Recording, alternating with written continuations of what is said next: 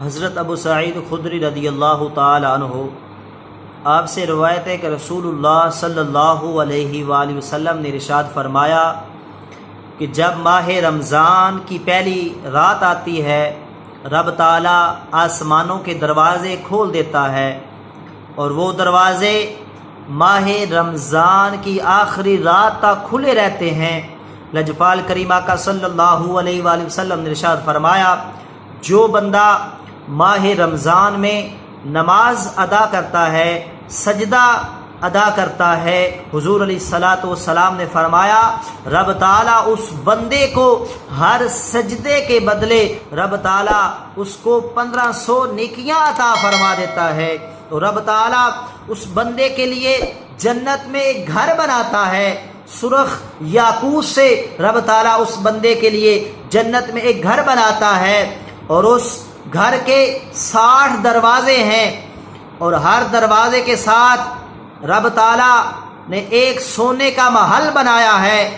اور اس محل کو رب ذوالجلال نے سرخ یاقوت سے آراستہ فرمایا، اس کو سجایا گیا، اس کو بنایا گیا۔ اسی طرح حضور علیہ الصلاۃ والسلام نے ارشاد فرمایا کہ جو بندہ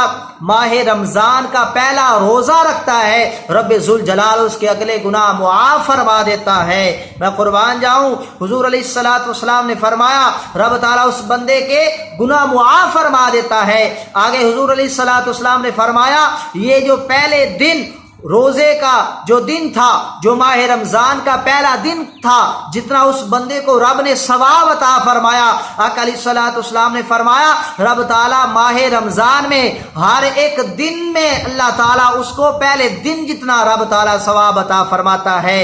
آگے حضور علیہ الصلوۃ والسلام نے فرمایا اس بندے کے لیے جو رب کے فرشتے ہیں فجر سے لے کر مغرب تک رب ذوالجلال کے فرشتے اس بندے کے لیے توبہ استغفار کرتے رہتے ہیں۔ اسی طرح آگے حضور علیہ الصلوۃ والسلام نے فرمایا جو اس بندے نے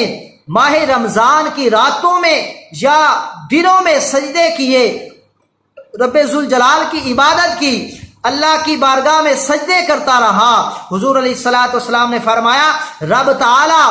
اس بندے نے جو راتوں میں سجدے کیے یا جو دنوں میں سجدے کیے، رب تعالیٰ ان سجدوں کے بدلے رب ذوالجلال ایک درخت لگا دیتا ہے جس کے سائے میں چلنے والے سوار کی جو مسافت ہے وہ 500 سال کی ہے۔ اس حدیث سے ثابت ہوا رب تعالیٰ ماہ رمضان کے آتے ہی اپنے بندوں کو انعام و اکرام سے نوازتا ہے، اس لیے رمضان میں آسمانوں کے دروازے کھول دیے جاتے ہیں، رحمت کے دروازے کھول دیے جاتے ہیں۔ ہر سجدے پر رب ذوالجلال اپنے بندوں کو 1500 نیکیاں عطا فرما دیتا ہے، جنت میں سونے کا محل بنا دیا جاتا ہے، روزہ رکھنے پر اگلے گناہ معاف کر دیے جاتے ہیں۔ ہر روزہ دار کے لیے 70,000 فرشتے فجر سے لے کر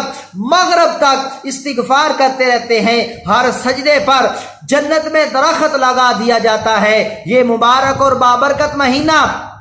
اللہ تعالیٰ نے اپنے حبیب مکرم رسول معظم رحمت عالم صلی اللہ علیہ وآلہ وسلم کے صدقے ہمیں عطا فرمایا۔ ہمیں دولت ملی مصطفیٰ کریمہ کا صلی اللہ علیہ وآلہ وسلم کے صدقے، ہمیں عزت ملی مصطفیٰ کریمہ کا صلی اللہ علیہ وآلہ وسلم کے صدقے، ہمیں شہرت ملی مصطفیٰ کریمہ کا صلی اللہ علیہ وآلہ وسلم کے صدقے، ہمیں شوکت ملی مصطفیٰ صلی اللہ علیہ وآلہ وسلم کے صدقے، ہمیں اسلام ملا مصطفیٰ کریمہ کا صلی اللہ علیہ وآلہ وسلم کے صدقے، ہمیں ایمان ملا مصطفیٰ کریمہ کا صلی اللہ علیہ وآلہ وسلم کے صدقے، ہمیں رحمان ملا مصطفیٰ کریمہ کا صلی اللہ علیہ وآلہ وسلم کے صدقے، ہمیں قرآن ملا مصطفیٰ کریمہ کا صلی اللہ علیہ وآلہ وسلم کے صدقے، ہمیں رمضان ملا مصطفیٰ کریمہ کا صلی اللہ علیہ وآلہ وسلم کے صدقے۔ رب ذوالجلال کی بارگاہ میں دعا ہے رب تعالی ہمیں ماہ رمضان کے روزے رکھنے کی اور اس کا ادب کی توفیق عطا فرمائے۔